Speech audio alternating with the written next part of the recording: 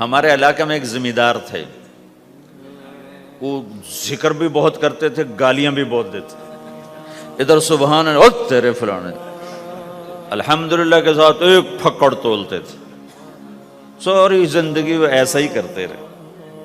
جب وہ فوت ہو گئے تو کسی نے ان کو دیکھا تو انہوں نے پوچھا کہ میاں صاحب آپ کے ساتھ کیا ہوا، آپ تو گالیاں بہت دیتے تھے۔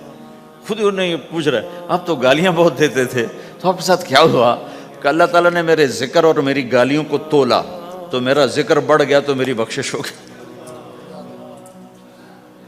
اللہ نے بھی کاؤنٹنگ رکھی ہے، پرفیکشن مانگی ہی نہیں۔ اگر اللہ پرفیکشن مانگتا تو پھر آپ کہتے تم کرتے کچھ ہو کہتے کچھ ہو۔ اگر میں کہتا صحیح ہوں تو ایک نیکی تو کر رہا ہوں، اور کرتا نہیں ہوں تو ایک گناہ کر رہا ہوں۔ کیا پتا میرا رب میرے کہنے کے تو فعل میرے نہ کرنے کو معاف کر دے۔ بس ایک صورت میں ہے کام خطرناک کہ اگر میں اس کہنے سننے کو اپنی دنیا بنانے کا ذریعہ بنا لوں پھر خطرناک ہے۔ أَتَأْمُرُونَ النَّاسَ بِالْبِرِّ وَتَنْسَوْنَ أَنفُسَكُمْ وَأَنْتُمْ تُتْلُونَ الْكِتَابَ، وہ یہ آیت ہے۔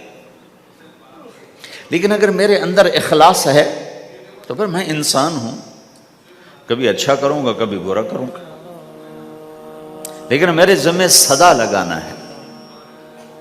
تو بھائیو اس تبلیغ کے کام کو کرتے رہنا، اس سے ایمان بنتا ہے، ایمان سے دین وجود میں آتا ہے۔ دین کے دو حصے ہیں، ایک عبادات ہے جس میں نماز سب سے اہم ہے، پھیری پہ ہو گھر پہ ہو نماز نہ چھوڑو۔ رمضان کے روزے ہیں، اللہ پھر رزق زیادہ دے دے، حج کرو، زکوٰۃ دو، لیکن عبادات بڑی محدود ہیں اور اس میں کثرت اللہ نے مطالبہ بھی نہیں کیا، بلکہ اللہ تعالیٰ نے اس میں اعتدال ہی کو پسند فرمایا ہے۔